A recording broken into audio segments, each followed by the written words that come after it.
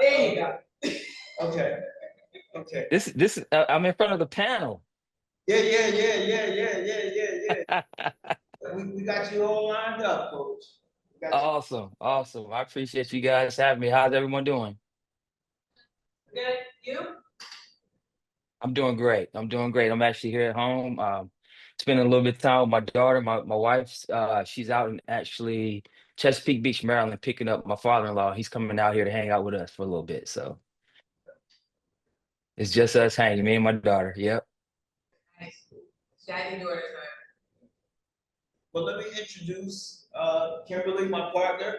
Hi, Kimberly. How are you? I'm doing great. That's good. It's very nice to see you again. This is Likewise. Madison, raise your hand. Okay. Hello there. And we have Lindsay. Hi, Lindsay. Madison and Lindsay are our summer interns. Okay. Partnered with Phipps Neighborhoods and DYCD to participate in the Summer Youth Employment Program, SYEP. And Okay. for 6 weeks, these young ladies are our interns. And so Okay.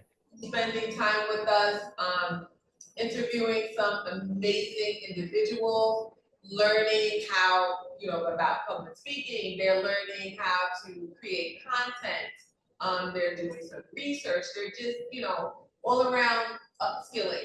So, by the time that this program is over, they will have gotten some real world experience and some money in their pockets. I love it. That's a great way to spend your summer, ladies. It's a really good, and I appreciate you guys having me. I don't know if I'm probably as fantastic as some of the people that you probably interviewed or whatnot, but I've actually had a great deal of experience. I've had a tremendous journey as far as where I came from and just my background and where I am now. And I've just been very fortunate, but a lot of it's based on a lot of hard work. That's the one thing that I implore to you to, during this time in the summer, getting that experience, but being diligent, being intentional about everything that you're doing, especially with the fantastic people that you're going to be around. And that was one of the things that I did, coming up. My background, I'm originally from Durham, North Carolina. I come from a single parent home, three siblings, excuse me, two siblings, one older and one younger sister. Moved around a lot. My mom struggled.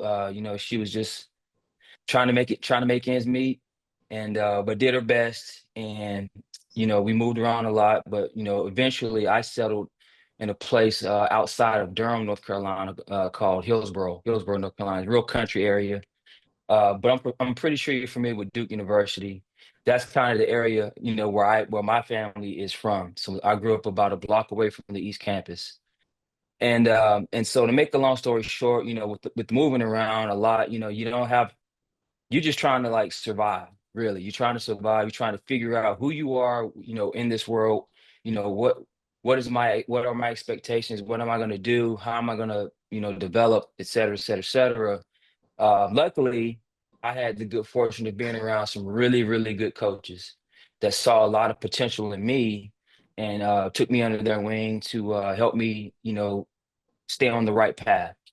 And I was actually a late bloomer. I only played 2 years of high school football, um, and was basically a walk on. And so they saw that I had a natural talent to run, and I got my opportunity. I ran the 40. They said, "Well, you're pretty fast," and the rest is history. So I ended up getting a partial track scholarship to go to North Carolina State University.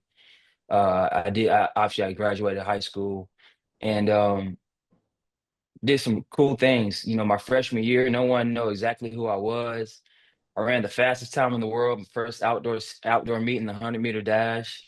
Won the conference indoors, outdoors, and they were like, "Wow, who's this kid?" And but when I got to NC State, no one expected a lot out of me, and that was something you know I kind of took personal because I was hungry. it's like I'm here and I wanted it. I wanted to be the very best. I wanted to put the work in and people to know, you know, that I was a guy that, hey, I'm here. I want you to know who I am as far as like my work and how I go about my business. And so I took that summer and worked on my football skills. I wasn't a natural football player as far as changing direction or catching the football. And so I had a guy who at the time was the all-time leading receiver in the Atlantic Coast Conference. His name's Eddie Goins. He took me under his wing that summer, and bam, started learning the receiver position and started having to earn my way on special teams in football. And so, make a long story short, did some great things, ran some kicks back, ran down on kickoff, made some tackles, was a gunner on the punt team, and I did both sports while I was in college, and had the good fortune of being drafted in the 1998 draft. I was also a finance major, so I got my degree in business management with the concentration in finance. And so really, I wanted to make sure that I did that first. I wanted to get my degree first, and I'm actually the first person in my family to get a college degree. My mom's still a few credits short, but she tried, and she had to make sure she sacrificed for us, and I was very thankful for that. Um, so anyway, so I ended up getting drafted. I was a seventh round pick, and that was 1998. Jacksonville Jaguars. That was my first team, and so that team was comprised of a lot of journeyman NFL players at the time because it was an expansion team. The two expansion teams were the Carolina Panthers and the Jacksonville Jaguars. They came into the league in 1995. So 3 years later, I'm the third draft, part of the third draft class. And so I spent my first 4 years there, and some guys that were on that team, and I don't expect you guys to know who they are, but Keenan McCardell, who was my biggest mentor. He's actually the receivers coach for the Minnesota Vikings. Um, he played 17 years in the National Football League, and I tell you, tremendous, tremendous individual. Talking about somebody that worked really hard and just was a student of the game and just really intentional about everything. He was one of those guys. Mark Brunell was the quarterback. He's actually the quarterbacks coach for the Detroit Lions right now. And Jimmy Smith, Tony Baselli was another player. Fred Taylor, just some of these players, but they were really good players. And so that was our core group. And I was fortunate enough to be there for 4 years to learn from those guys and learn how it was to be a pro. And that's what you guys are doing right now. You guys are, with Derek, and that's a great organization. I really like what he's doing and trying to uplift the youth in that area. And so I felt like those guys were that for me as a young player coming into the league, trying to figure it out, trying to learn, where I belong, where I fit in, and how to stay, because that's the hardest thing. People don't understand. Once you get in the National Football League, that's not it. It's ultra competitive. We call it the high performance business, because you're here there for 1 second, then you're gone. So that's something that I always impress upon the people that I come in contact with, especially kids that I coach, is that the world is going to always be ultra competitive. It doesn't matter if it's in sports, if it's in academia, if it's in business, it's going to be competitive. So what are you bringing to the table? What are you bringing on a daily basis to show, hey, this is who I am, this is where I belong, and so on and so forth. So anyway, so I spent my first 4 years there. Uh, 2001, I got cut. I was released, and that's going to happen if you play in the National Football League long enough. Teams make changes. Injuries happen, so on and so forth. So I ended up getting signed as a free agent by the Atlanta Falcons, and that was in the summer of 2001. So I was there for about 6 months. Some players you probably heard of, Michael Vick, who's actually the head coach at one of the schools. Yes, yes. So he's coaching now, but Hall of Fame player. Ray Buchanan was a big name guy at that time, who was a defensive back, and Algie Crumpler, tight end, Warwick Dunn, running back. just a lot of good players, a lot of really good players, but also good people. So I was only there for 6 months.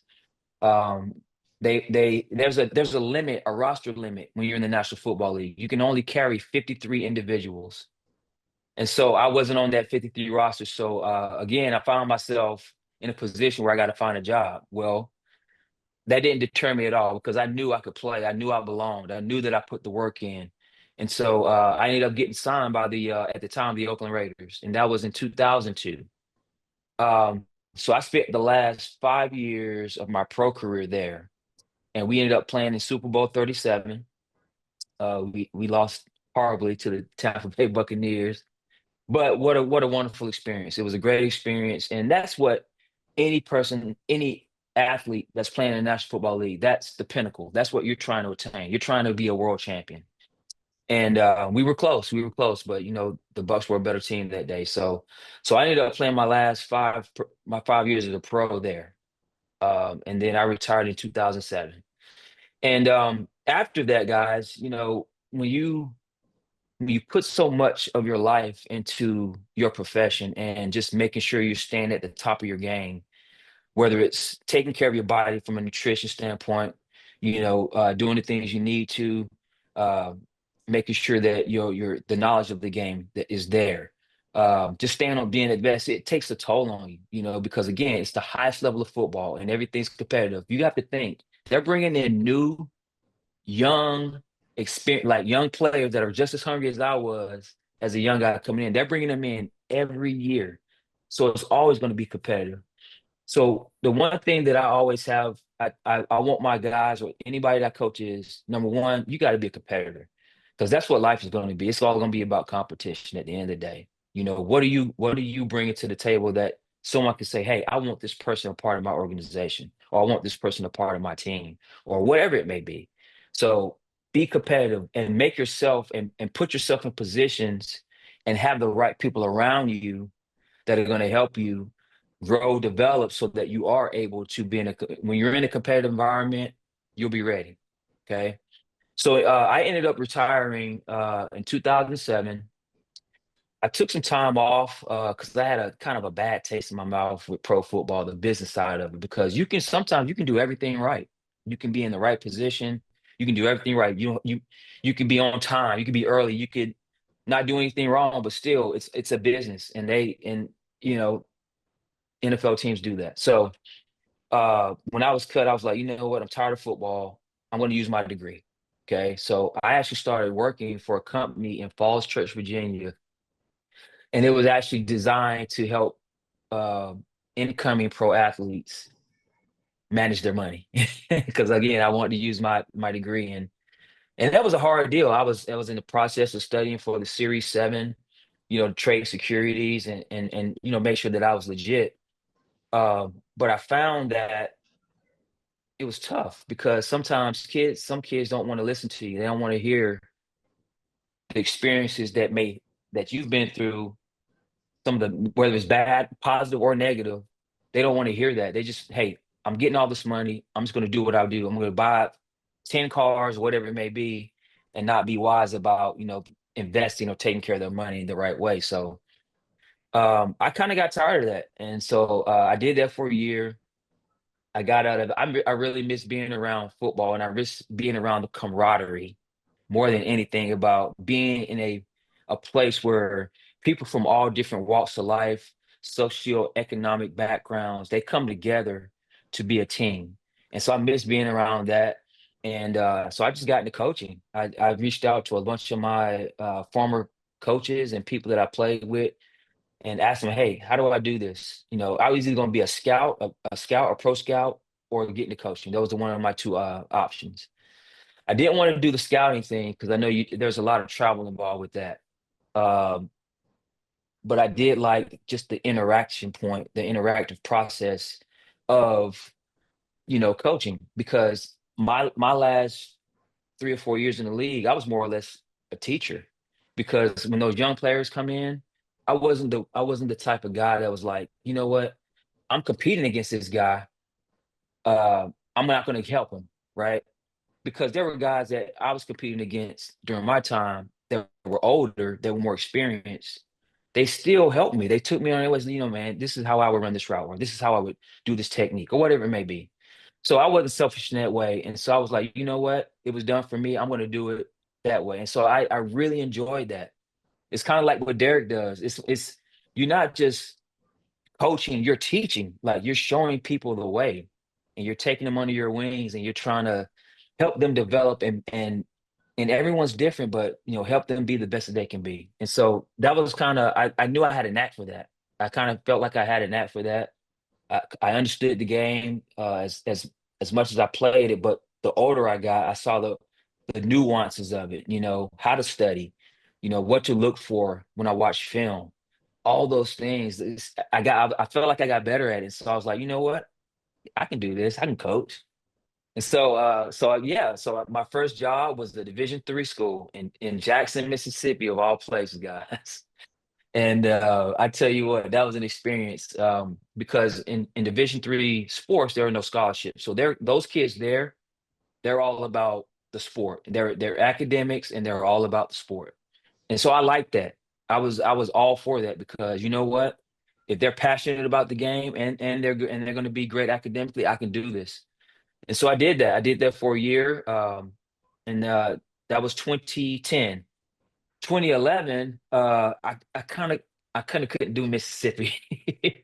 And so one of my former teammates, his name is Marcus Tuiasosopo. He's actually with the Detroit Lions now as an offensive assistant. He was at Rice the last couple of years as the offense coordinator.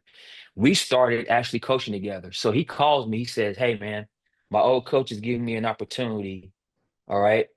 He's at UCLA, and he says he needs a QC, a quality control.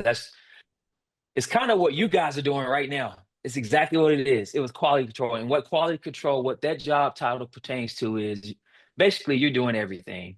If someone needs to get picked up at the airport, you're going to go get them. If the playbooks need spines and binders in them, and you have to look over to make sure everything's in there, you're doing it. Okay. If you have to line the field, you're doing it. So if making sure that the players are going to class checking, you're doing it. So that was kind of my introduction to Division 1 coaching. And I'll tell you this, ladies, here's the thing. I wouldn't have had it any other way. Because here's the deal. Even though I played 9 years in the National Football League, I was still humble enough to know and understand that it's all about the work. It's all about hard work. Doesn't matter if you played 20 years. I'm still a person of, hey, you know what? I'm going to show you guys that I'm humble enough. I don't have an ego. I want to learn. I want to grow. If I got to do this, I'll do it. If it's going to help me get to the next progression in my career. And so that was the mindset that I took. And that was the mindset I took. So anyway, so I'm basically a quality control. Marcus was the graduate assistant. He had that title. And we were there for only 1 year. And then but the experience was this. The coordinator was my position coach with the Atlanta Falcons. Say his name is Mike Johnson. He's actually at Syracuse now, Syracuse, New York. Great guy. He actually allowed me, even though I didn't have the title of receiver coach, he allowed me, because he knew me, he coached me, to actually run the room. So I actually ran the room, and he was the play caller. So for that year, I was like, essentially, I didn't have the title as receiver coach, but I was basically coaching those guys up, and I was just showing, putting my little imprint on them, and it was great. It was great. And so I did that for 1 year. I left there and had an opportunity to stay, but I got offered a full-time job at Colorado State University. And that was where the bulk of my coaching career started. So I was there basically from 2012 to 2018. And in that span of 7 years, I had two Blitnikoff finalists who were like the top collegiate receivers at a group of five school at the time. And now I think right now, one, two, three, four, five. So five guys that played in the National Football League, at a smaller school. So I was very, very pleased at my time there. I was really pleased with the guys that I developed and coached and helped them become great men, great great husbands.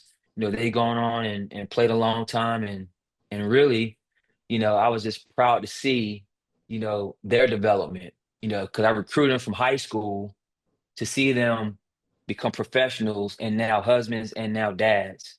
That's really cool. That's really cool. So I was there for 7 years, under two head coaches, and then I had the opportunity to get hired by the Green Bay Packers.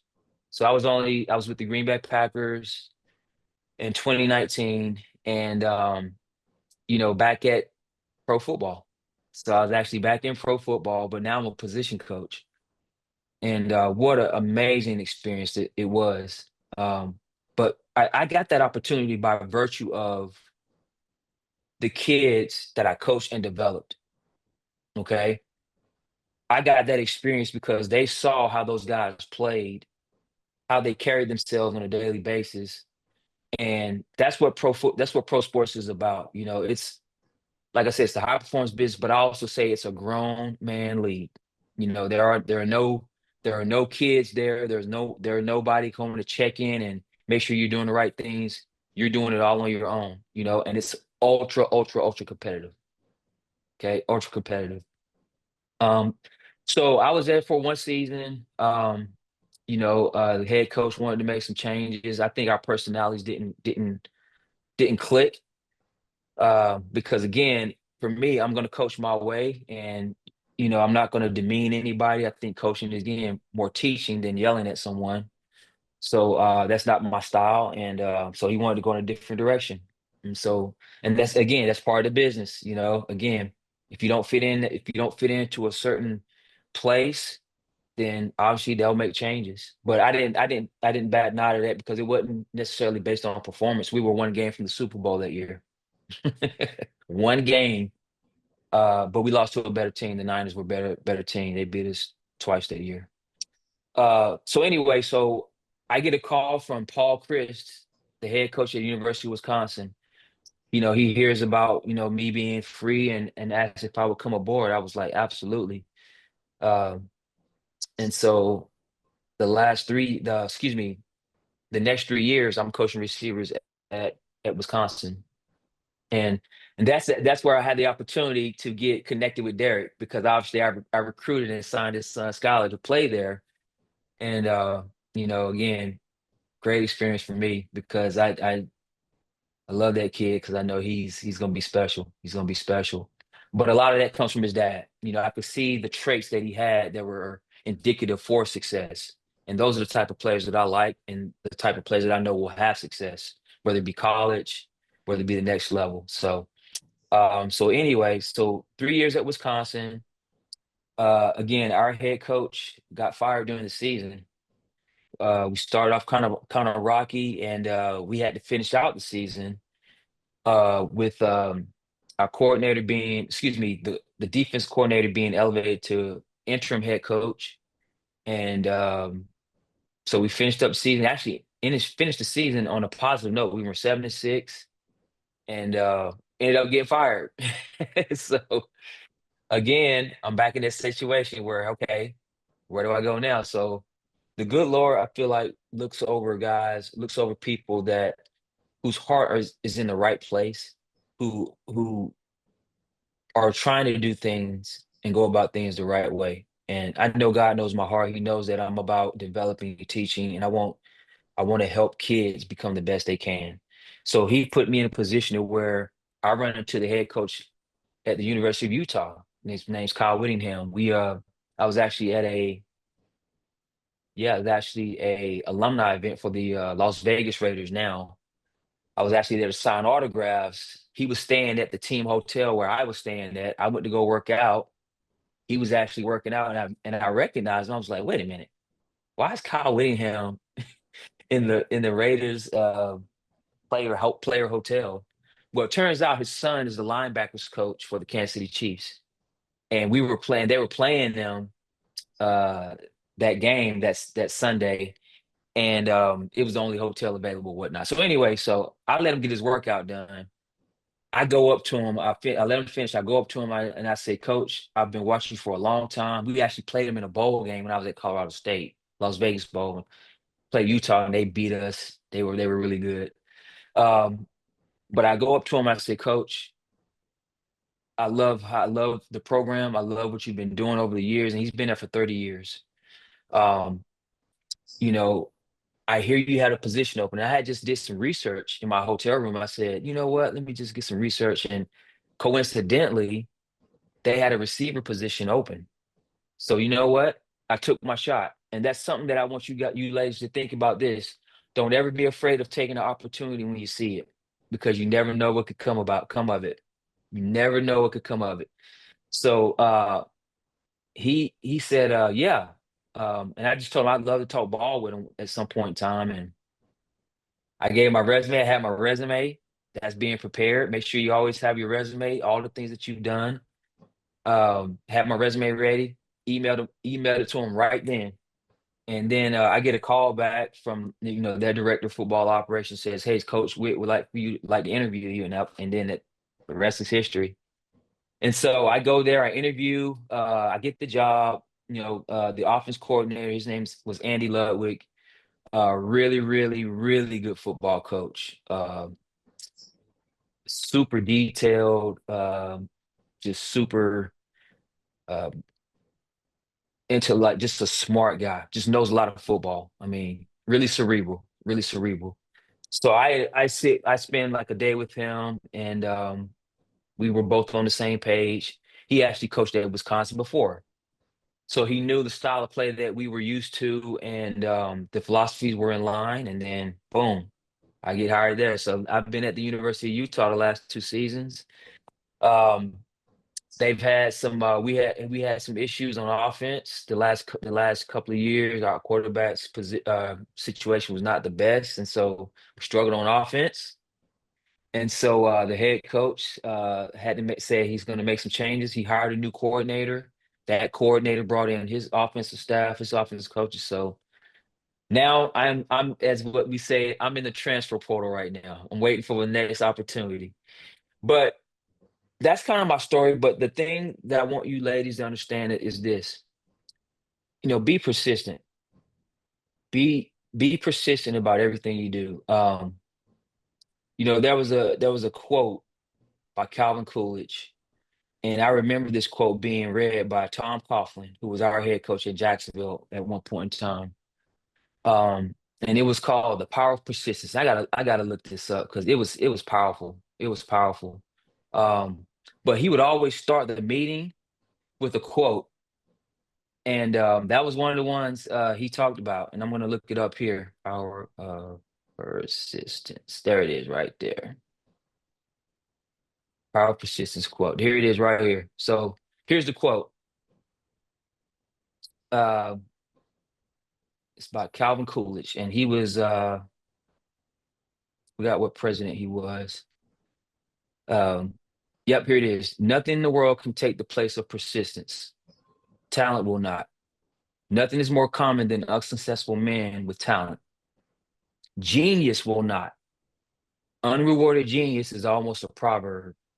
Education will not. The world is full of educated derelicts. Persistence and determination alone are omnipotent. I remember reading that quote, listening to that quote, and it shook my soul, because it basically told me that press on. It don't matter what goes on in your life. I don't care if you get fired 5, 10 times. You keep rolling. You keep fighting the good fight.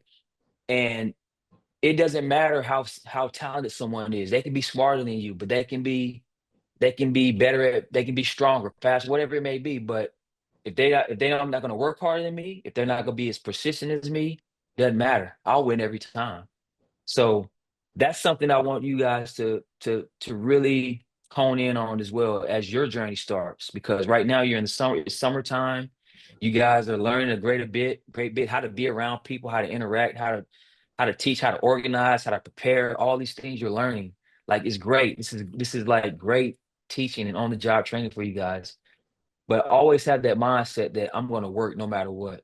And so that was my mindset from high school to college to professional and now into coaching, is that you gotta be persistent, because it's, that word omnipotent, all knowing, all seeing. That's something that you liken to God. Like, he's omnipotent, he's all knowing, all powerful, all seeing. And so to have that characteristic of, like, I'm going to work no matter what, like, that's where it is for you guys. And you guys can do it. You guys are young right now. You guys got all you guys. If you look at your hands, you got the world in your palm of your hands right now. It's there for you. If all you got to do is go get it, if you want it bad enough. And so that's something that I'd like to leave with you ladies, is that, just that quote, and it's by Calvin Coolidge. But just the work. It's all about the work. And you're gonna have obstacles. You're gonna have things come in your way that's gonna deter you, try to deter you, right? But what type of person are you? Are you gonna just say, hey, you know what, it's just a little bump in the road? This is not gonna stop me from my goal, my vision, what I want to get done, what I want to become. And that's something that I felt like that I've had. And I like, as a coach, I like kids that way. I like recruiting kids that I can see that, right? Kids that come from environments to where it's like, you got to have some toughness. You got to be tough to survive, right? I love that, because I know that they're gonna have a chance, you know. So that's kind of, that's kind of my journey. And I don't think my journey's done by any means, because again, I'm passionate about what I do. I mean, it's about developing, it's about teaching, it's about helping people become the best they can be, and I've always felt that I've had that knack, and the God's grace and blessing to be able to do it. So I'll continue to do it. And right now I got my little girl with me, so that's kind of, she's the one I'm pouring into right now. But I know God's going to open up doors for me, and I'm not worried about it at all. And so, and sometimes God does things to where, you know what, hey, you may need a break, you may need some time to um, be with your family. Um, but in the meantime, I have not just sat idly. What I've done is, again, I've reached out to former colleagues, coaches that I've been with. And I was told Derek this. I spent time at the University of Georgia for a week, their last week of spring ball, and that was fantastic. They made me feel like I was part of their staff. I was in every meeting. I was in all the staff meetings, and that's, again, going back to connections. So the head coach at Colorado State, he's the offensive coordinator there at Georgia, and so we've always had a great relationship. And so that's the other thing too. When you ladies continue on your journey, make the right connections, and don't burn any bridges. Like, don't ever burn any bridges, because you'll never know when you'll need that person in the future. Okay. So we stayed close, throughout our journeys and whatnot. He said, you know what, hey, come on through. I know who you are. You help me with these Bolitnikov guys. So I was actually able to sit in on them, and felt like I was back in coaching. And then I did the same thing at the University of Maryland. And so what I call that is professional development. Call it professional development, because no one knows all the answers. No one knows everything about everything, right? There's different ways to skin a cat. There's different ways to run a route. There's different ways to teach a defense or an offense or whatever it may be. I just kind of want to see how teams that have success, how they did things, so that I could put it in my repertoire and help me grow as a coach. So I did that. I did it at Maryland as well, and then I spent a week with the Detroit Lions. And the same guy that I started coaching with, he's at Detroit now. So I feel like I have a good feeling that we may coach again together. So, but yeah. So again, even if you're not, employed, stay around. If it's the profession you want to be in, find ways to stay around it, because you don't want to lose it. You don't want to lose, and not necessarily say you'll lose the knowledge, but it's just a way for you to stay connected to the profession that you want to be in. And because things are changing, time, like, athletes change, things change.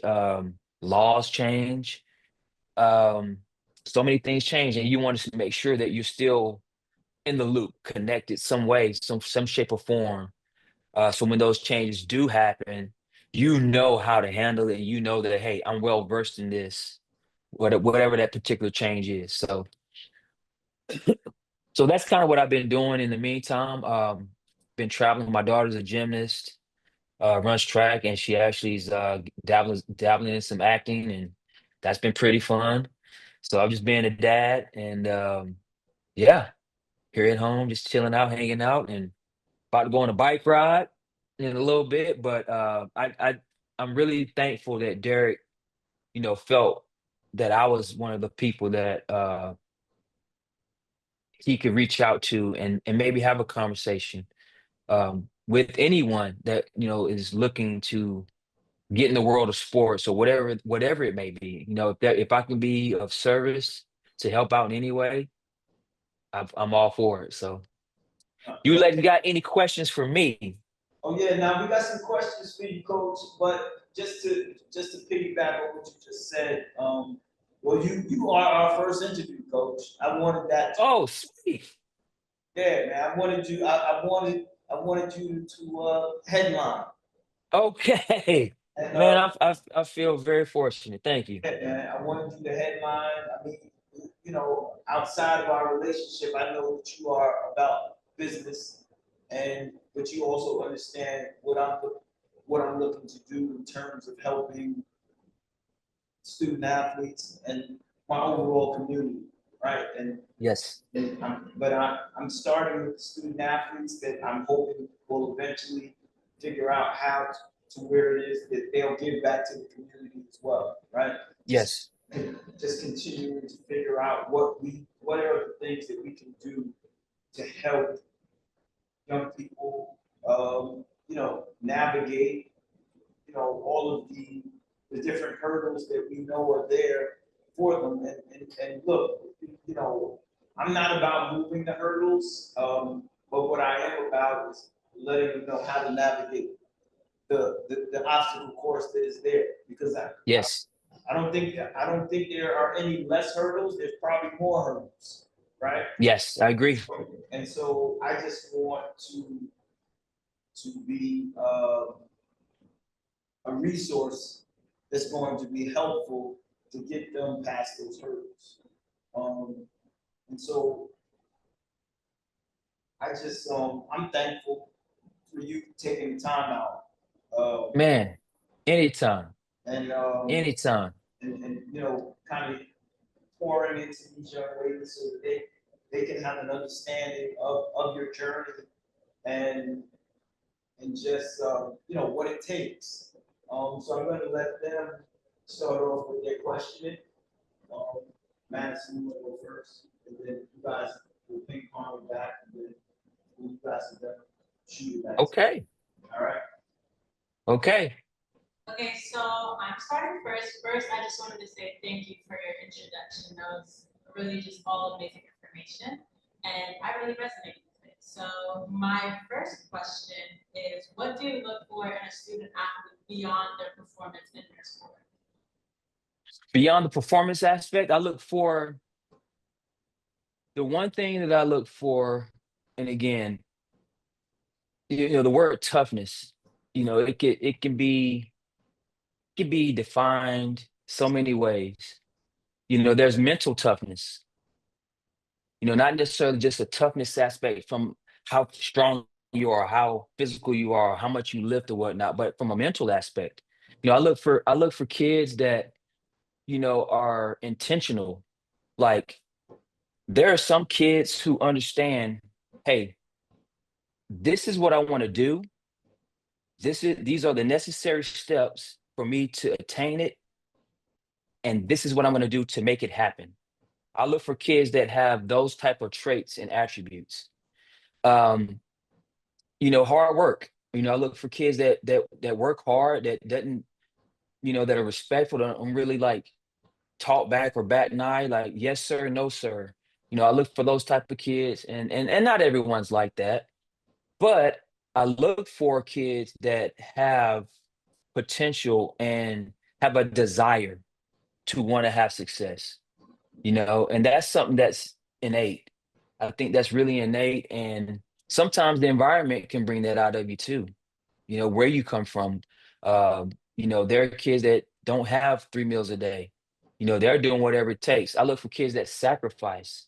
Hey, my little sister, she may not have this money or whatever. I'm going to give, just those are the attributes I look for, because I know that they'll do that for their teammates. They'll do that for others when the time comes. I look for people that are selfless, that it's not about them. It's not about me. It's about us, the organization, the team, or whatever you're part of. And those are necessarily, I think those are things that will help you and will help any individual get to where they want to get to. Again, being selfless, the work, mental toughness, willing to sacrifice. I mean, I look for those are the main things I really look for. Thank you. Lindsay?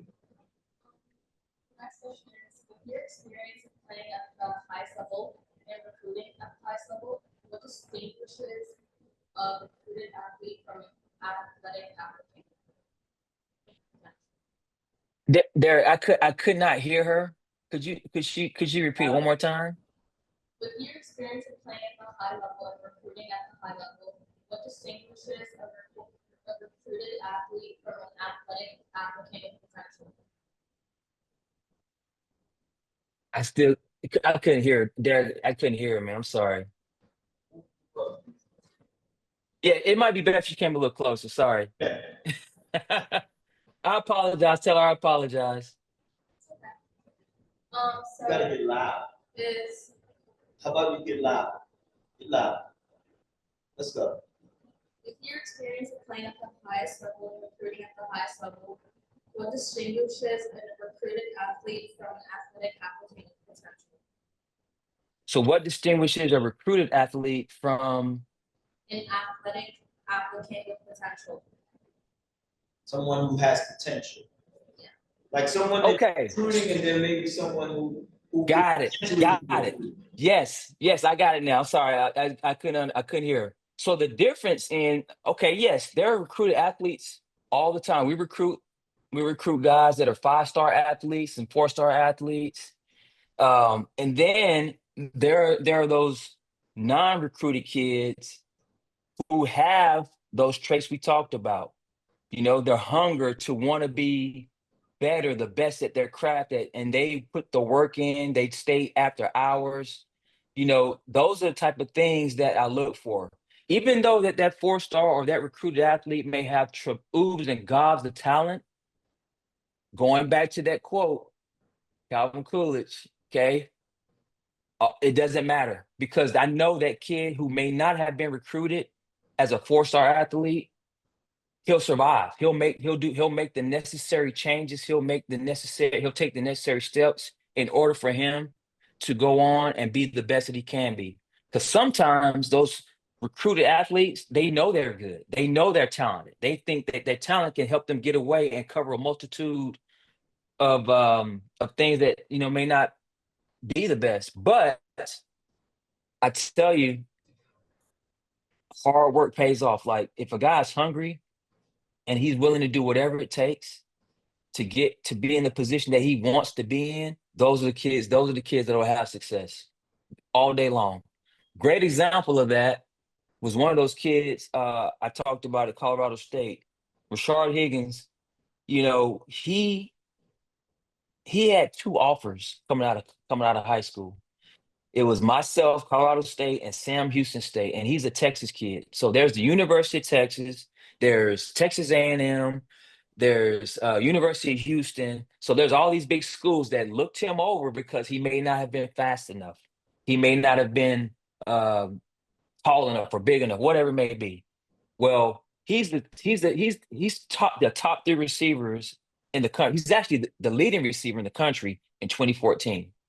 And he came from nowhere. No one knew who he was. And the other 2 kids that were in uh, for the Bulletin Call were from the University of Alabama, who has 5 stars all day long, and then West Virginia, who also has 4 or 5 stars. This kid was a no star. So that I guess that's kind of my answer to your question is, yeah, there are kids that are really talented, but are they willing to put that work in? And then there are kids who may not have that talent, who may not be as good, may not be as physically gifted, but they know how to survive and they know how to win. They want to work, they want to get it, they want to earn it, and they'll do whatever it takes to make it happen. So, and I'm sorry, sweetie, if I made you because I couldn't hear your question. Good. Let's go, man.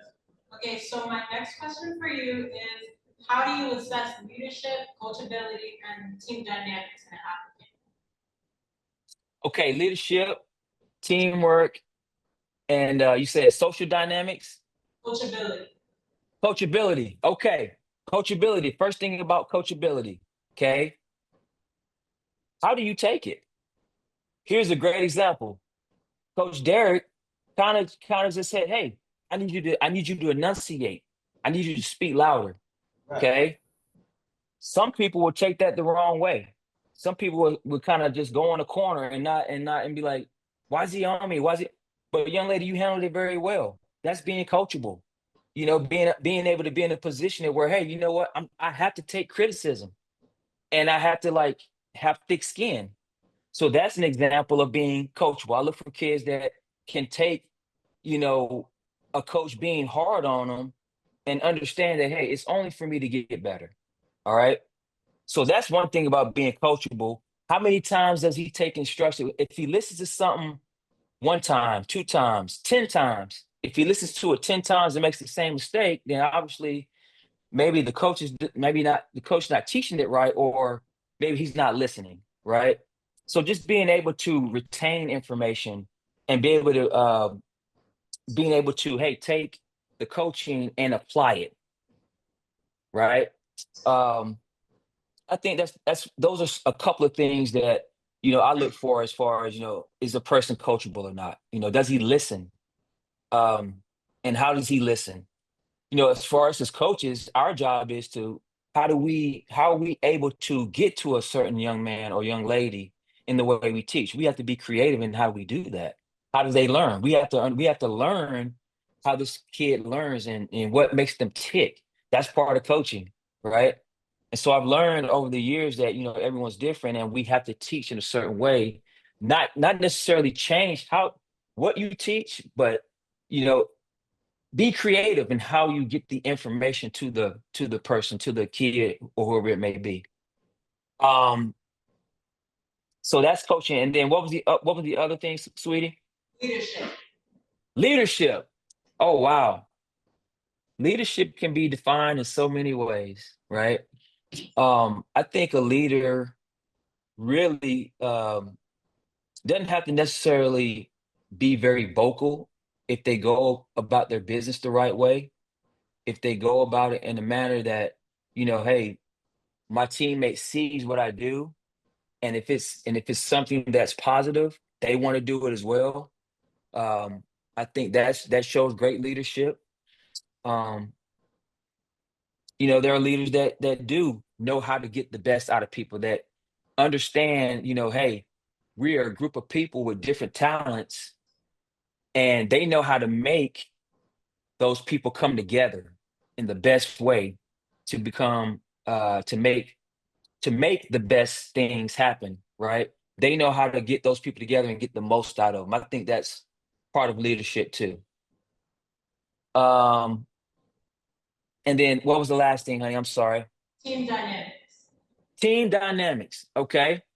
As far as team dynamics, and I talked about it earlier when I said that, they're in football, we come from all different parts of the country, different socioeconomic backgrounds. Some kids grew up not having a whole bunch. There were kids that were, that had a lot, that, had 2-parent homes and they could take them to camps and do all this other things and stuff like that. And it doesn't matter if they have the same heart and they have the same purpose and the same mindset as far as I want to win. I want to win. Okay. And so as far as team dynamics, you want to try to like get the same people that have the same mindset as far as what does it take to have success? What does it take to um, to be the best at my craft or be the best at whatever it is I want to do. And so as far as team dynamics, you know, and not necessarily everyone's going to be that initially, right? But you want to have the group of people that can come together and they all know, hey, we're here for the same purpose. We're here for the same reason. And I can get down with you because I know what you're about. Thank you. Hmm. Is the criteria that you got recruited the same as what present day athletics face? It's the same criteria that I did for recruiting. And like how you were recruited when you were recruited to NC State, right? What is Yeah. what does the difference in recruiting now? What does that look like? Oh my goodness. The Young lady, landscape. you Talk about a would little bit not. about talk about a little bit about the landscape and how it's so different from when you got Okay. to where it is now. Absolutely. Okay. So when I was coming out of college, and again, my journey was different because I wasn't recruited very highly for football. Okay.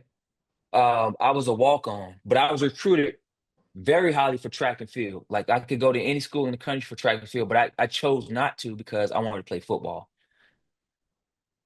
There are some similarities as far as recruiting football players when I was in school, but now it's totally different. Okay. You were recruited based on obviously the fit for that particular program and by the position that you were being recruited for. Okay. If you were a defensive lineman, okay, and you had the size and the athleticism and you fit in that particular scheme, then then that school was going to recruit you. And also different schools are known for what they are good at. Okay. So for example, I'll say Alabama, and I'm just talking like a big school. Alabama's known for having great defenses. Okay. So they're gonna go after the top best defensive players all around the country, and they can do that because they're Alabama. Okay. And so that was kind of the process when I was coming out of school. All right. You went to a school based on what they were known for. Some schools were known for great offense. Okay. I'm trying to think of a team. University of Florida. Okay. In my days, they were known for throwing the football. They were known for throwing the football for thousands of yards, hundreds of yards, great receivers. So anybody that was a really good receiver, they were going to Florida because the quarterbacks and the receivers were really good. Okay. Now, today's recruiting, okay? Today's recruiting is driven by social media, number one, okay? Today's recruiting is driven by how many stars the kids have, how they're rated, okay? There are all these different rating companies that get all this information and they rate athletes, okay? Sometimes kids go to camps and they're trying to get recruited based on the performance there and they're trying to get more stars. They're trying to get their ratings up. Okay. So it's so different now. Okay. It is so different now. Kids are getting recruited by agents. Okay. Because they know that sometimes the agents can control a certain narrative and now they can drive up, how much the NIL that they're going to get. Right. So recruiting now in comparison to when I was in school is so different. It's like totally different because there are so many different mechanisms that are controlling it right now, if that makes sense. It was either you were good enough to play in my day at Alabama, at Florida, at any SEC school, or you weren't and you were going to another school. Well, now it's all about how many stars you have, what you're rated, how much NIL can this kid get, and can the schools afford them? Can the schools afford them? That's the nature of recruiting nowadays. And it's sad because sometimes kids can get caught up in so many other things than the sport that they're actually being recruited for. They can get caught up in the social media aspect. They can get caught up in, okay, I'm a 5-star. I'm better than you. I'm bigger than this. Well, you got to prove to me. You still got to play the game. It's still played in between the lines. And sometimes for us as coaches, it's hard, right? Because yeah, you know that there's talent there and then you can still develop it, right? But what if the next school comes along and says, "Hey, I'll give you this amount of money more than what the school's giving you now if you come to my school." So now you're competing to try to keep a kid. You got to recruit your kids while you're still in school. You got to recruit your kids while they're in school so they won't go any other place. And the other thing where I feel bad for other lower level schools is this. You can get a really good athlete, a really good kid that has all the characteristics that you want. You can develop them for a year or two, and here comes one of the big boys. They say, "Hey, man, I'll pay you all this money. You come here, you can play, blah, blah, blah, blah, blah." And now the kid is conflicted. So now that goes back to what kind of kid is he? Does he have the character to say, "Hey, you know what? I'm in this for the long run. I'm not in it for the short term. I'm in it for the long run. I know that I'm in a good place. I know that I have great coaches. I know that they're going to develop me. I'm going to take my chances and I'm going to stay here and develop and finish out the right way. And now, if I have a chance to go to the league, then I can do that. I'm rolling the dice. I'm betting on myself. And those are the type of kids that I would like to be around and like to have. Whereas, you got a higher gun. And sometimes these kids are like, they're getting so much information from so many people, right? Can they make the informed decision? Can they make the right decision, right? Is it in their best interest or in the best interest of others? So yeah, recruiting is so different nowadays. It really is. And I know that was kind of a long-winded answer, but I kind of just had to give you my perspective of that because it is totally different than when I was in school, when I was in college. It was either, hey, you know what? You can play, you're good enough. Come on, we recruiting you. I'm coming down to see your family. We're gonna, what I'm saying, you're gonna come to school, visit the campus, and that's it. And it wasn't necessarily like having photo shoots at on college campuses with cars and stuff like that, trying to create a narrative. No, here's our study hall, here's our weight room, here are the classes you're going to.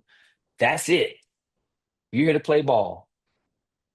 Okay. Now it's totally different, young lady. And whew, I just, I pray and hope that there can be some changes to where it's an even playing field and where it's going back to the things that matter, right? To the things that matter. Like you getting a degree.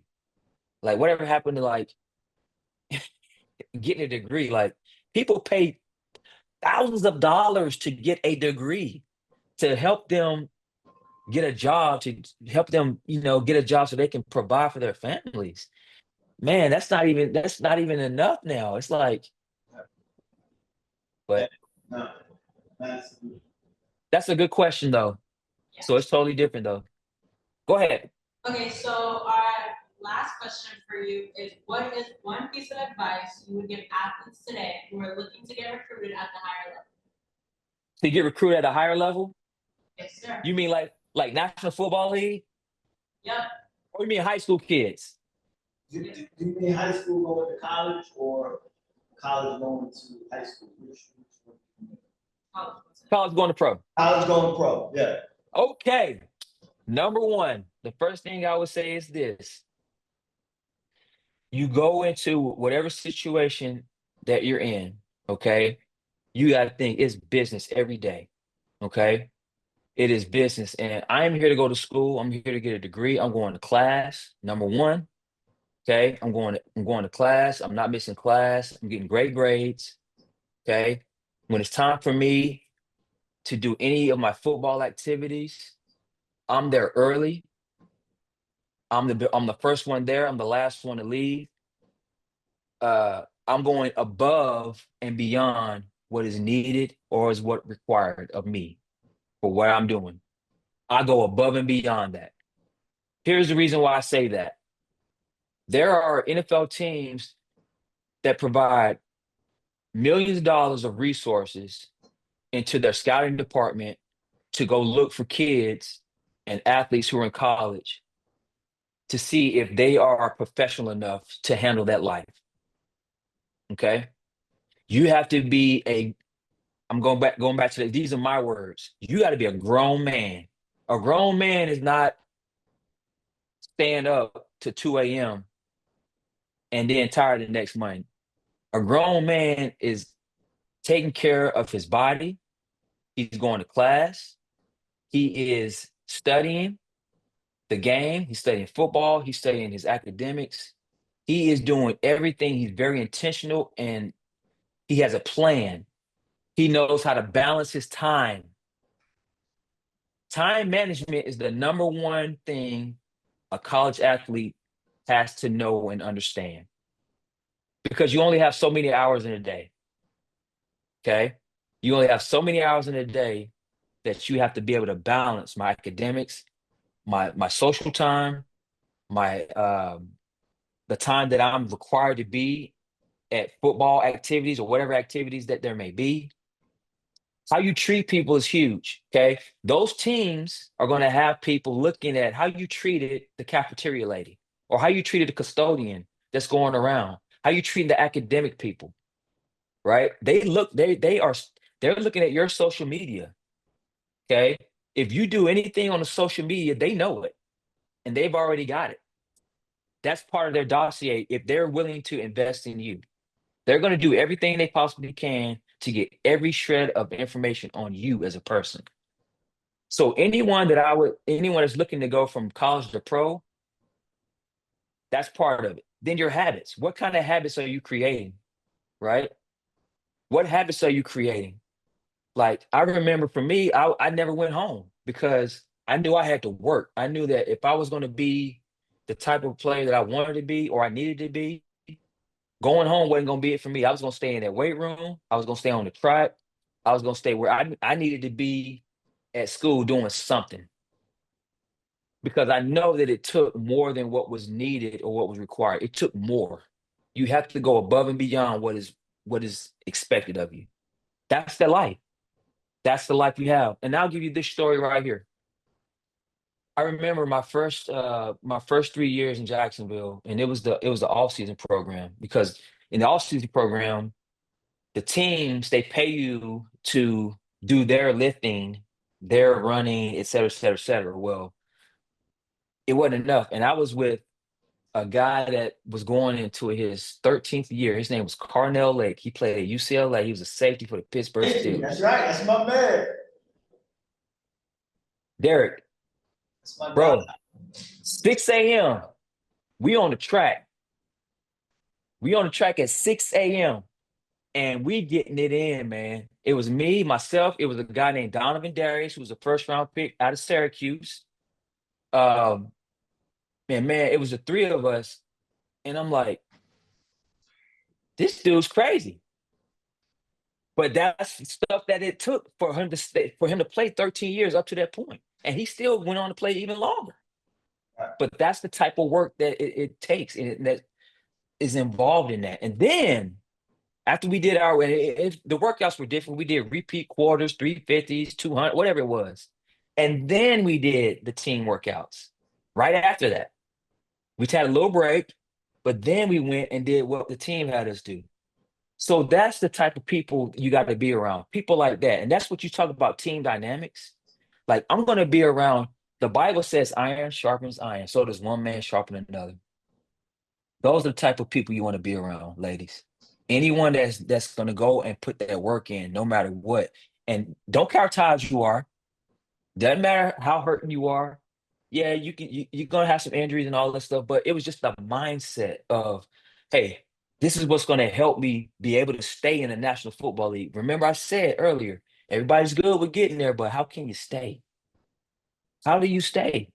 Being around those type of people, that type of work, that's what helps. And so for anyone in the college ranks that are looking to go to the National Football League, you have to be able to display those traits. You have to be able to, that's the type of lifestyle you have to lead. It is a lifestyle. It's a lifestyle. It's not just showing up and okay, I'm gonna go catch 100 balls. No, it's a lifestyle. It's part of your lifestyle. Right. And that is it. That is it. Because now it's the highest level, like everybody's good. There are 275-pound men that can run 4.4. That can run faster run just as fast as some skill guys. What are you doing to make sure that you're not one of the getting caught by somebody like that? Right. So I know it's kind of long-winded again, but that's the life. That's that life. And so, NFL teams are looking for players like that, for people like that. Because think about what the National Football League entails. There's a 4-game, now it's in my day, it was 4 games. It's a 3-game preseason, which everybody's going all out to try to make a team, trying to display and show their talents and why they belong. Now you have 17 weeks, 17 NFL games. Then if you're lucky, you have the playoffs, right? So what's that? That's almost what, 17, 24 games. That's 24 NFL games that you're playing in a year at the highest level. And you have to give it everything you have.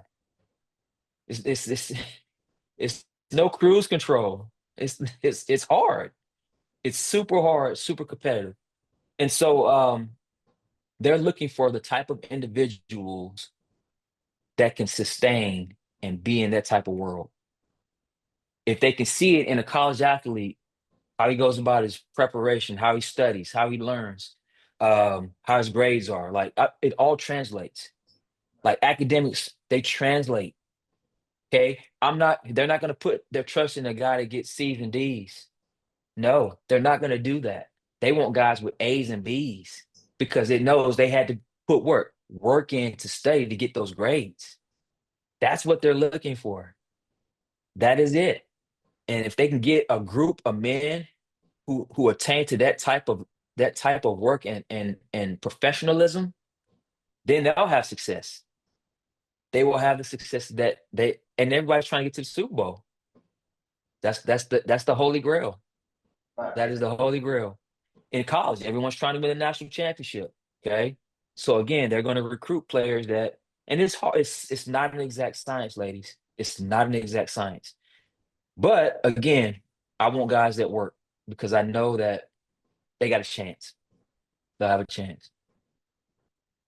Coach, I got a couple of questions for you because Yes, sir. we are always coming in contact with young people that are interested, of course, at playing at a higher level, right? So what is your short answer to the youth athlete, right, who's at the youth level, right, is trying to make the jump to high school, right? And I want you to talk to them, but also to the parents, because what we consistently run into is parents not understanding what that landscape looks like and what it entails, because that is when they start having the aspirations of their kid hopefully being able to play at the collegiate level. So what would you say, what would a couple of thick boxes that you feel like absolutely need to be checked for parent and the student athlete at the youth level wanting to ascend to the high school level? Well, I would say this, and again, parents are some parents, not all parents, coach. Some parents are trying to live through their kids, right? And I would just say this: love the game, like whatever that sport is that they're being introduced to, or starting to get into right now. Is I would just say this: learn the game and love the game. Okay, let's learn about what it is that we're playing, the sport, whatever the sport is. let's learn about, what are the rules and how to play this game. Okay, that's the first thing I would say, because now you're teaching. Because now you're teaching, what this particular sport is, what it is involved, what it entails, the rules. They get an understanding of it. Okay, and now let them decide. Okay, is this for me? Is this sport for me? You'll be able to see if they stay or if they can continue to latch on and continue to grow in this particular sport. And you'll see if they really love this sport. Okay. And that's the thing. And if parents can see that, because sometimes some parents are like, you know what, I'm gonna push my child to do, you're gonna do this, you're gonna do that. And I don't know if I don't necessarily think that's the right answer. Right. Um, but I think teaching the game, right? Teaching that sport is the first thing. Because again, if you teach it the right way and they latch onto it and they grow and learn it, they'll love it. And if they love it, then it'll be okay. I want to do this. I want to do this. I feel good about it. I'm good enough to do it. Right. Um, I just think that's the first thing. Right. And I know that, sports are different now because when I was coming up, we didn't have camps. Like we didn't have camps. We didn't have all this stuff. You can go to all these, you know, yeah, it's wild. But I would just say if you're introducing a child to a sport, let's teach the game, teach it the right way, teach it so that they can grow in that and like they have the decision. And if they're good enough to do it and they love it, they'll stay with it. Right. I don't know if that's answering your question, Coach, Yeah, but yeah, no, it did. But now I want you to put your recruiting hat on, Coach.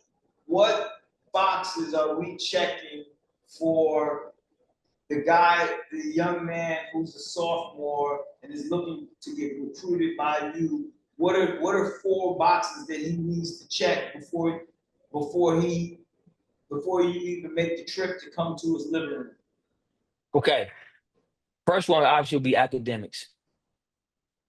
That would be the first thing. I would just get that out the way because it doesn't matter what school is recruiting him or what school he may want to go to, right?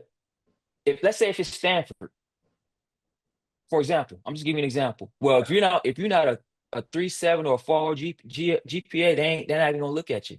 Right. So put yourself in that position, number one, uh, to get recruited from an academic standpoint. That would be number one. Right. Um, the second thing, what we're looking for as a coach is production. Nowadays, coaches are looking for productive athletes, athletes that do 2 sports, that can put up, numbers in a couple of different sports, because that shows a level of um, it shows a level of detail, it shows a level of competitiveness, right? We talk about a competitive nature where, okay, this kid loves compete. Right. Like that's huge. But also Okay. athleticism as well, right, Coach? Absolutely. But see, that's the thing. Your athleticism shows in the amount of production that's being displayed, in my opinion. Right. Okay. And obviously, yes, athleticism is huge. Like I want guys that can run a fast 40, um, that can jump really high and all that stuff. Right. But is he showing that while he's competing? Is that being manifested when he's playing the game or playing basketball, whatever it is? Like, Right. as you well know, there are some guys that they can run like a 4.6 40. All right. But when they get the ball in their hands, they're different. Right. That light comes on, they're like, now Right. I'm trying to, as we say, I'm trying to hit my head on the goalpost. Like Right. they're trying to score it every time they touch the ball. Right. Like I want guys like I look for guys like that. So academics, production, athleticism, obviously those are huge. And then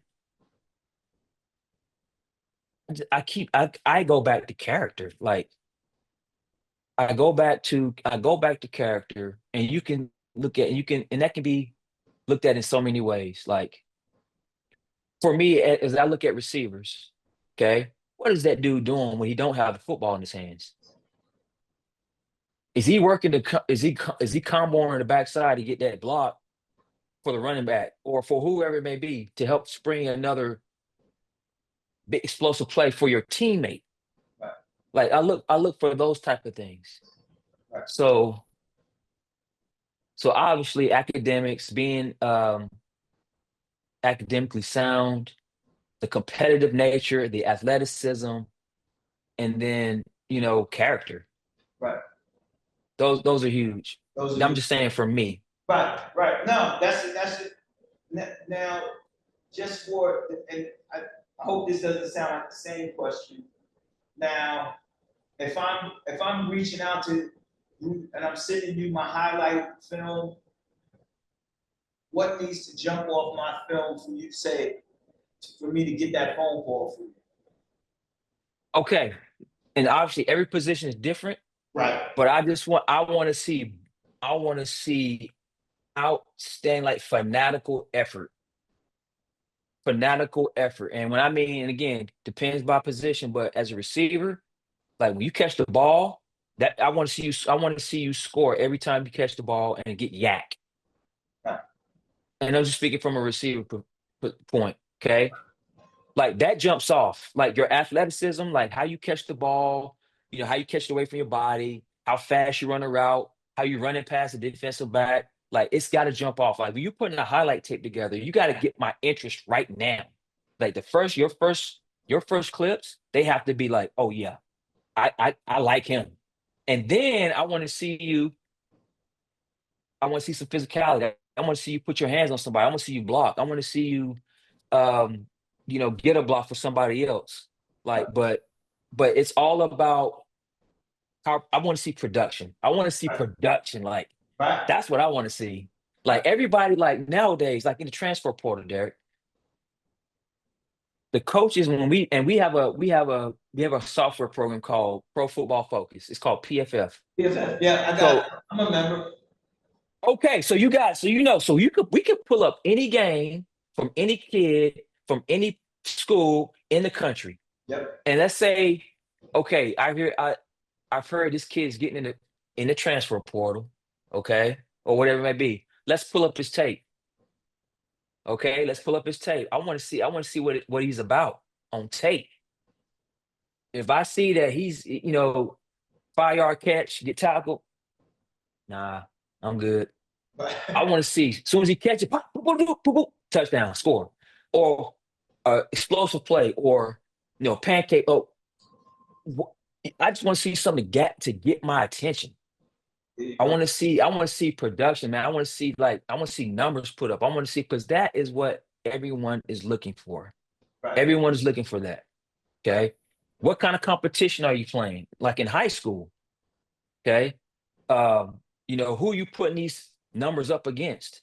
Who you playing against? Right. Coaches know the area, they know the schools. Right. If this school is a good school and he's putting up these numbers versus that school, that's legit. Right.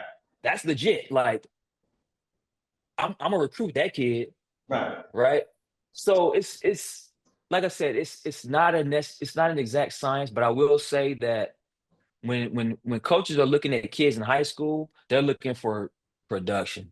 They're looking for guys that make plays, whether it's on the defense side of the ball, on the offense side of the ball. At the end of the day, can he make plays? Is he productive? Um, we can find out the other things from other sources, but I want to know, can he play? Right. Now, that's yeah. I mean, you summed it up all in that one. How much? Because this is what I always get from a lot of kids. How much do they need to be concerned about their size?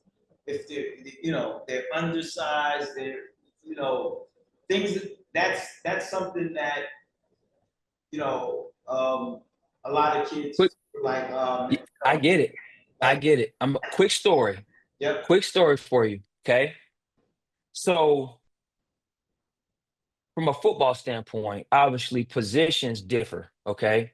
Everyone has their prototypical want or size for their position, okay? Right. You know, offensive tackle, we want length, right? I want guys that are 6'8", long arms, athletic, that can move and all that stuff.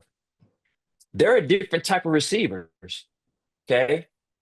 My my my size for a receiver, okay, I want to be like at least 6 foot, Right. at least 185, 190 pounds, at least 190. I'm just thinking prototypically, okay? All right. Long arms, can run, all that stuff. That's great. Then there are some kids that may not be as big, right? They're obviously 5'9", okay? 5'9", uh 175, 180, Right. or whatever it may be. Okay. What is the redeeming quality? What's the redeeming quality? Okay. Right. If he's 5'9" or 5'8", Tyreek Hill. If he's dynamic, I take him all day long. If he's dynamic. Right. I did the Bronco OTAs last year, and I actually had a chance to talk with Sean Payton, the head coach there. Okay. He told me because one of my receivers got drafted by them, Devon Vele. Okay. He was their rookie last year, 7th rounder. And so I asked him, I said, Coach, what kind of receiver, what's your type of receiver? He's like, Devon Vele was a great example of that. Devon's 6'4". He's 210. He ran 4.4, 4.3 at the combine. But and like could change direction, Derek, could move, can drop his weight, can run routes, all that stuff at 6'4". Okay. Right. Now obviously that's kind of a prototype guy you want, right? Right. I said, he said, I don't like little receivers. I said, why is that? He says he went back to Drew Brees. He said Drew Brees was a 6-foot quarterback, redeeming quality. He wasn't a prototypical 6'4" guy behind center under six. They could see everything, right? He was 6 foot, but can play, could sling that thing, was smart, had command as a quarterback. But sometimes he couldn't see over center. He couldn't see over the lineman. So he needed guys like Marcus Colston, those big receivers that can get open, were physical, could separate, could see he could see them and can get the ball to him. Right. He couldn't do that. You can't do that with little guys in the league unless they're Tyreek Hill, Right. right? So to answer your question, if you're small, if you're little, what's your redeeming quality? Are you dynamic enough, right? To where, okay, I'm a run, I know I'm running 4.3 or 4.2, whatever it may be. Like, give yourself a reason for a school to recruit you. And what's your redeeming quality? Do you have tremendous short area quickness? Can he catch you in a phone booth? Can he touch you in a phone booth? Right? Can I separate in a manner that, yeah, I'm little, but you can't tackle me, right? And my opponent, it's so many variables. So to answer your question, if size it matters and sometimes it doesn't. It's in the eye of the beholder. Right. Okay, it's in the eye of the beholder. What do you want to be? What do you want that kid for? Okay, if he's a smaller kid, what's he doing? What redeeming qualities do he have? Can he return punts? Is he running track? Is he doing the other things necessary to make himself valuable? Right. Everybody wants the 6'2", 6'3" receiver that's strong, physical, can separate, all that stuff. Right. But if I'm gonna take a small guy, he gotta be. His words were this. Sean Payton. He better walk on water. Those were his words. He said he better be able to walk on water if I take a little guy. Right. And I'm not against taking smaller kids because Right. I've had them and they play and they've done great Right. and they can separate. They can do all that, but they got to be able to at that league. They got to be able to like separate. Like you got like Tutu Atwell. Right. Like he's 5'8". Like those. What's the returner for the Cowboys? Oh, going it. He's 5'8". 5'8", 5'9", but can explosive, Oh, yeah, explosive, like a ball of energy. right, Yeah, so that's my 2 cents on that. yeah, So if you're a smaller kid or smaller athlete, make yourself valuable. Like, right, what else can you do? right. Coach, I want you to I want you to think about your colleagues that you've been around from different parts of the country, different, wide receiver coaches. What can we do in this area of the country, and I'm going to say New York City in particular, to get kids recruited to be able to play at a Colorado State, a Utah, or Wisconsin, because that's not happening.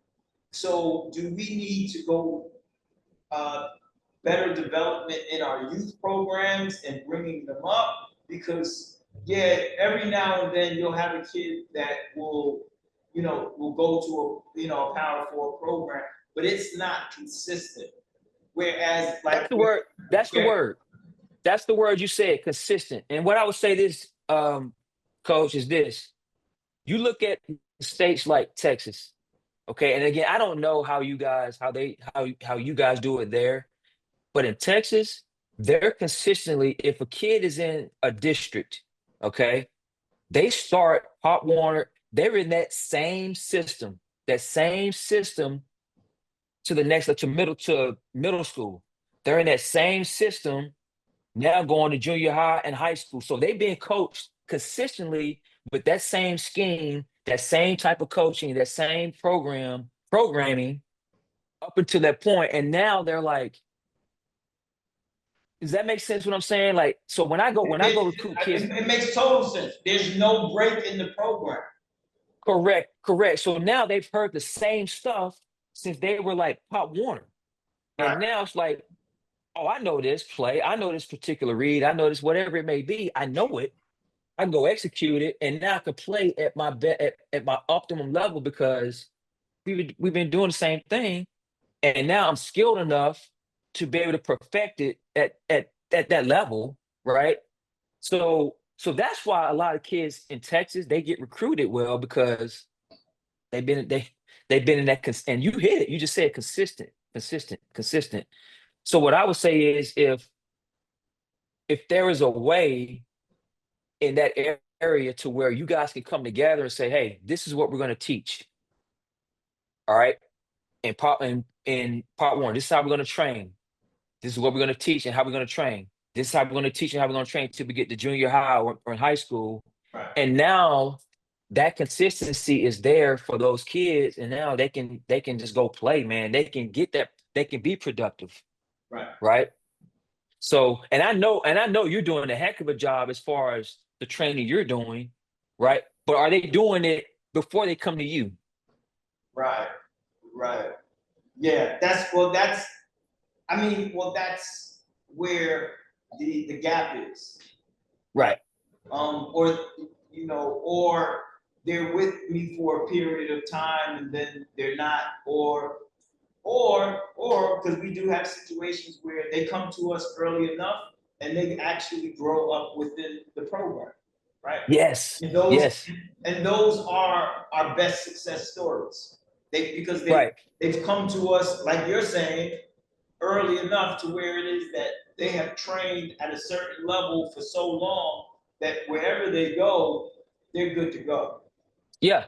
So the question now becomes, how do we, what is that you can do to get to other people in the area to get on the same page? Like, how can we get these kids to where we're all speaking the same language, we're all training the same way? That I guess that's That's the question. yeah, that's yeah. I mean, yeah, that is the question. That is, Yeah. I think that is the question. One last question for you, Coach. Yes, sir. Um, Now you've been busy because you've been coaching some pretty high level guys, right? Higgins, who else? Gallup, Devon Bell, Devon Bailey. yeah, Menor, McLean, Yep, Munir. Yep, Munir. Chimere Dike, Keontae Lewis, Skylar Yep, Bell, Skylar Ken Bell, Davis, Kendrick Pryor, all of these Kendrick. guys that you have worked with that are, what does that feel like for you?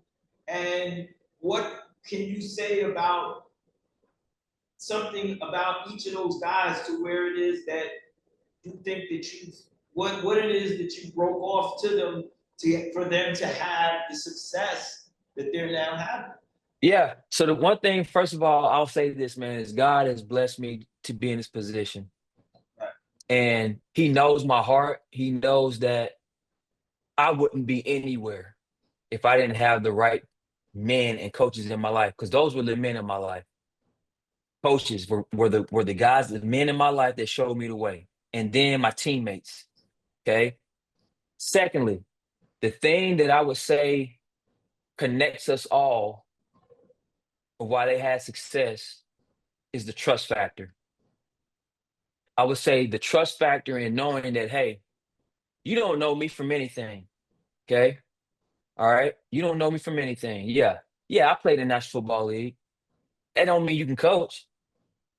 Right. That don't mean you can coach. There are plenty of guys that have played, and it's hard. It's a hard thing. But they trusted me enough to say, hey man, let's do this together. Okay. I trust that you're gonna be able to coach me, you're gonna hold me accountable. If I ain't doing it right, you're gonna make me go do it again and do it right. Um, you're gonna love me up when I need to be loved up. You're gonna teach me what I need to be teaching. You're gonna hold me accountable to the techniques or whatever it may be. Okay. Like I feel like that's the common thread for all of us. And you know, and I'll send you the thing that it bro, it gives me chills when like kids, and all I ask these guys is, man, like, I just need a jersey with something written on the back. And I'm gonna send you the one that Devon sent, man. He's like, Coach, I probably wouldn't have made it if you didn't teach me what I know now. Cause he was like, I couldn't get off the line of scrimmage. I couldn't release the way I wanted to against these guys if it weren't for you.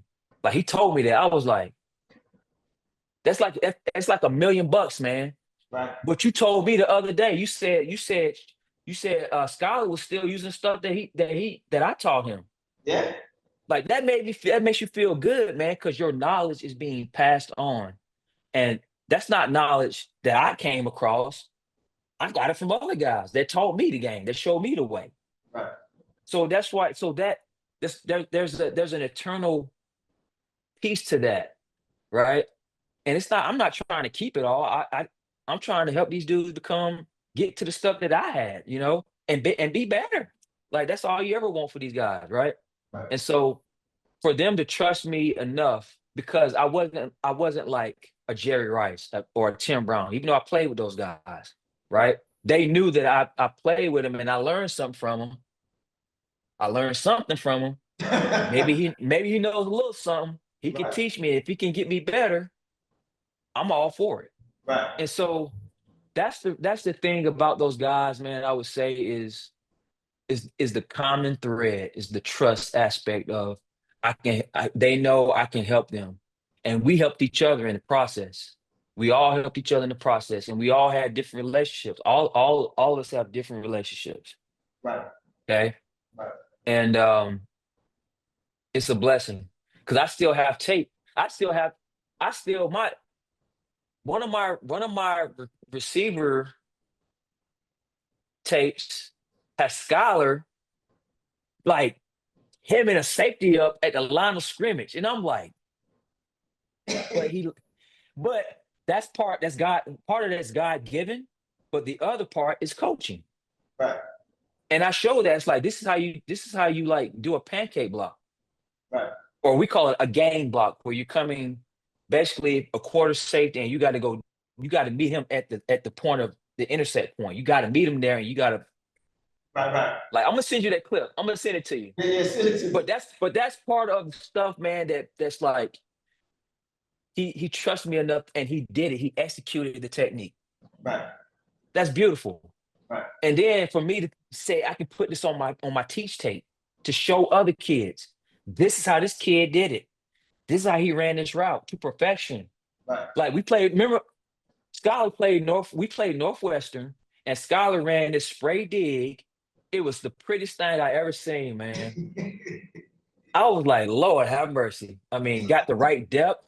He Right. sprayed it enough to head up the defender. Got it. I mean, and the timing was perfect for Right. the quarterback because it's all about the quarterback's timing, his footwork. Right. Man, I was like, yeah. So that's a beautiful thing, man. And it's all those guys like Rashard, Michael, Devon, Right. all those guys, man. Right. It's a beautiful thing. Yeah. Nah, Coach, man. Well, we thankful for your time, man. This is a blessing for me. Man, you gave us way more than we expected. Now, thank you, Coach, for everything. You always welcome, man. And You always welcome. Ladies, thank you for having I me. hope you got something from him. Kim, did you have any questions? I know, I understand that it seemed there was a lot going on, so I'm pretty sure you covered just about everything. Yeah. So thank you for your time. Yeah. Thank You are very welcome. And I'm super excited for what you guys are doing. I love what you guys are doing in that area. I want to come up and see it sometime because I know it's beautiful. Please and please, we Coach, would love to host you. Coach, you gonna have to come up, man. That's right, we'll put you through some work too. Yeah, man. Hey, I'm not afraid to work now. I do some work. I'm not afraid. I'll get it in for you. You put me to work, I'll do it. No We doubt. should do something with all of the coaches, Derek, you and all the coaches, like No doubt. show the youngins how it's done. Yeah.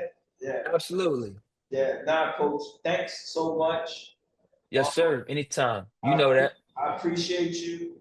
And yeah, man, we're thankful for this. And yeah, we'll talk soon. Okay, brother. Thank you guys. Much love. And listen, enjoy the weekend. Stay blessed.